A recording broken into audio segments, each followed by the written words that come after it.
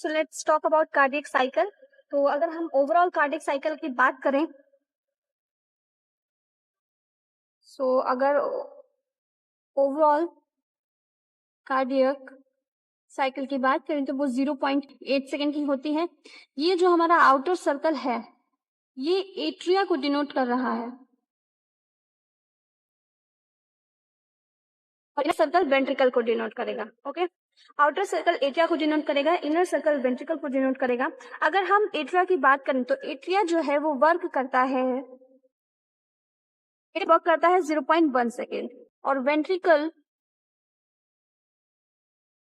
Work करता है 0.3 second, जिसमें ये रेस्ट करता है 0.7 सेकेंड और ये रेस्ट करता है 0.5 सेकेंड।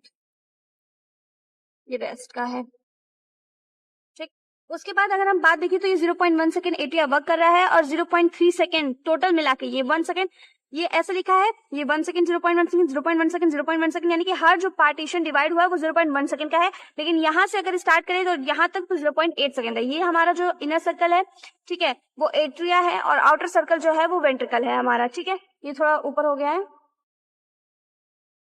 उसके बाद हम बात करें तो 0.4 सेकेंड का इनका डायस्टोल होता है। डायस्टोल मतलब when both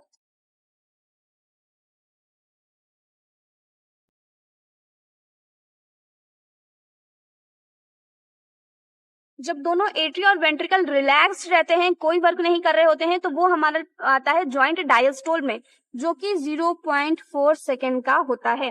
0.4 सेकेंड का जॉइंट डायस्टोल होता है हमारा, ठीक। उसके बाद कार्डियक साइकिल को समझने के लिए हम इसे 4 पार्ट में डिवाइड करते हैं। सबसे पहला पार्ट आता है हमारा जॉइंट डायस्टोल, फिर एट्रियल सिस्टोल, फिर वेंट्रिकुलर सिस्टोल और उसके बाद वेंट्रिकल डायस्टोल। अगर हम सबसे पहले पार्ट की बात करें तो वो है हमारा joint diastole. It is of 0.4 second, ये 0.4 सेकेंड का होता है।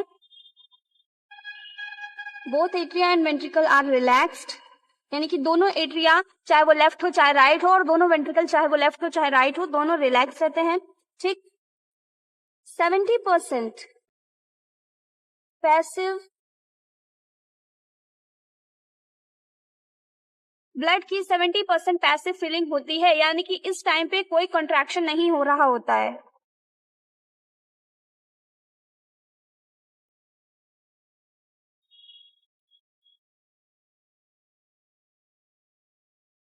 ब्लड पहले एट्रिया में आएगा, उसके बाद हमारा ब्लड जो है वो वेंट्रिकल्स में जाएगा, ठीक है। Tricuspid and bicuspid valves are open at this time and semilunar valves are closed. ये valves क्या होते हैं इसे मैं आपको नेक्स्ट टॉपिक में बताऊंगी, ओके।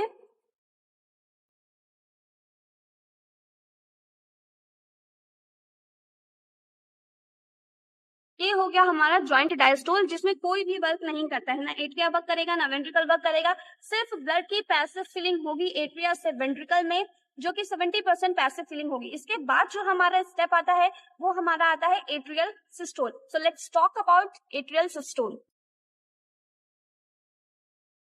एट्रियल सिस्टोल में हमारा 30% एक्टिव फिलिंग होती है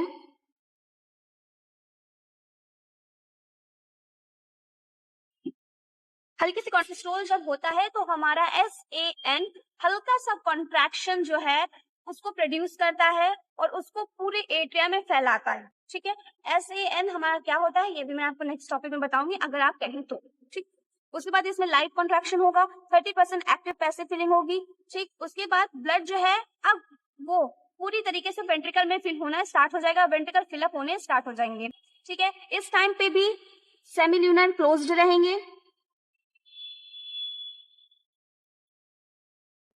ट्राइकस्पिड एंड बाइकस्पिड जो है वो हमारे ओपन रहेंगे, ये ओपन रहेंगे इस टाइम पे भी, ठीक है। इसके बाद जो है हमारा जो SAN ने सिग्नल जनरेट किया था वो हमारा होते हुए वेंट्रिकल के पास आएगा, जहां पे हमारे पास जो हमारा नेक्स्ट स्टेप आता है वो आता है हमारा ventricle systole. So let's talk about ventricle systole. क्या होता है, 70 + 30% ब्लड इज फिल्ड अप, पूरी तरीके से फिल्ड हो चुका है। Tricuspid and bicuspid valve are open, semilunar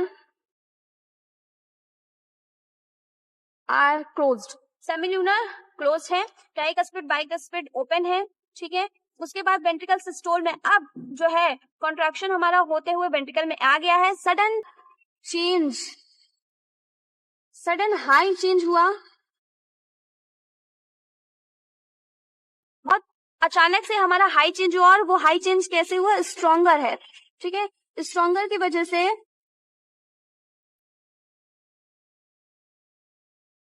ventricle में एडजस्टमेंट हुई ब्लड की, ठीक है। जब हमारा सडन एकदम से हाई कॉन्ट्रैक्शन हो गया, एकदम से हाई कॉन्ट्रैक्शन हुआ हमारा वेंट्रिकल में, तो ब्लड जो है वो एडजस्ट होने लगा।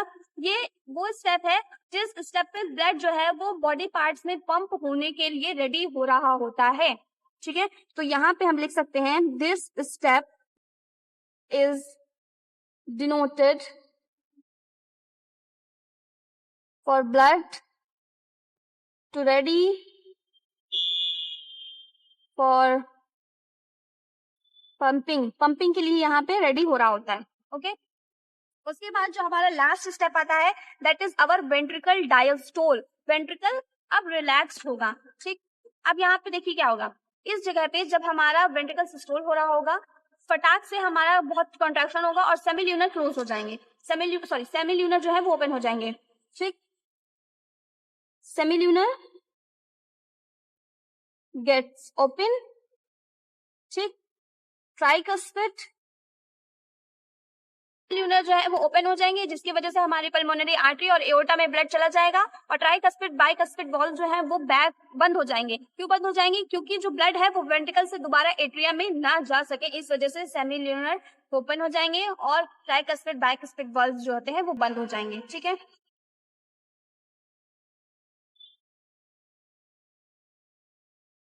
डायस्टोल, वेंट्रिकल सिस्टोल के बाद वेंट्रिकल डायस्टोल होगा। अब वेंट्रिकल ने जो अपना ब्लड है वो पंप आउट कर दिया है पल्मोनरी आर्टरी और एओर्टा में, ठीक है।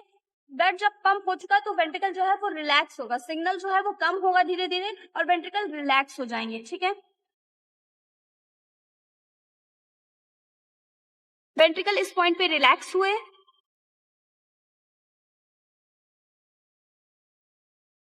सेमिल्यूनर फिर से बंद हो गए ताकि जो पल्मोनरी आर्टरी और एओर्टा से ब्लड गया है वो वापस ना आ जाए। ट्राइकस्पिड और बाइकस्पिड हैं वो फिर से खुल गए हैं, ठीक है। जब हमारा ब्लड गया पल्मोनरी आर्टरी और एओर्टा में तो वेंट्रिकल जो है जब उसको कॉन्ट्रैक्शन मिली तो वेंट्रिकल ने अपने प्रेशर को कम किया और जब प्रेशर कम हुआ तो ब्लड में प्रेशर बढ़ा, ब्लड में जो प्रेशर बढ़ा तो वो पल्मोनरी आर्टरी और एओर्टा में गया। अब पल्मोनरी आर्टरी और एओर्टा में ब्लड जाने के बाद सेमिल्यूनर क्लोज हो गए, ठीक है। वेंट्रिकल रिलैक्स हुआ, वेंट्रिकल ने फिर से अपने अंदर का प्रेशर बढ़ा लिया। जब वेंट्रिकल के अंदर फोर्स हुआ तो सेमिल्यूनर बंद होने के बाद हमारे ट्राइकस्पिड और बाइकस्पिड को अंदर की तरफ खिंचाव महसूस हुआ और वो फिर से ओपन हो गए। इसी टाइम पे जब हमारे बाइकस्पिड, पहले जो हमारी हार्ट साउंड आती है वो हमारे ट्राइकस्पिड एंड बाइकस्पिड के क्लोज होने से आती है, ठीक है। तो वो हमारी किस